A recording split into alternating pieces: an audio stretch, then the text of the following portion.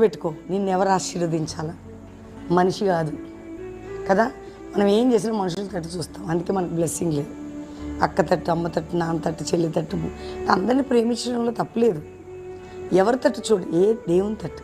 7 గంపలు ఎత్తారట, అంటే అంతమంది తిన్నాక, అన్ని వేల మంది తిన్నాక ఆయన వాటిని ఆశీర్వదించి అందరికీ వడ్డించమని చెప్పాడట.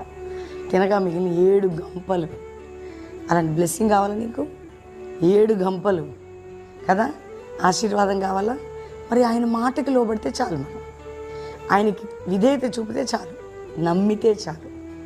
నమ్మితే, నీవు నా మాట నమ్మితే 7 ఆశీర్వాదం పొందేదాం. నా మాట చొప్పున 7 ఆశీర్వాదం, 7 గంపలు. నమ్ముతున్నావు ఈరోజు?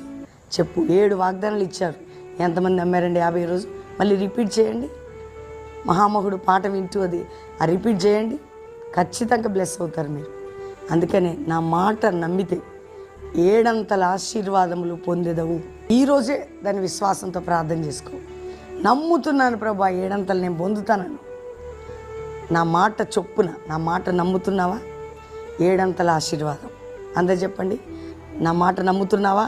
నీకు 7 ఆశీర్వాదం. ఈరోజు అమ్మ అదే టైటిల్. నేను కూడా నమ్ముతున్నాను.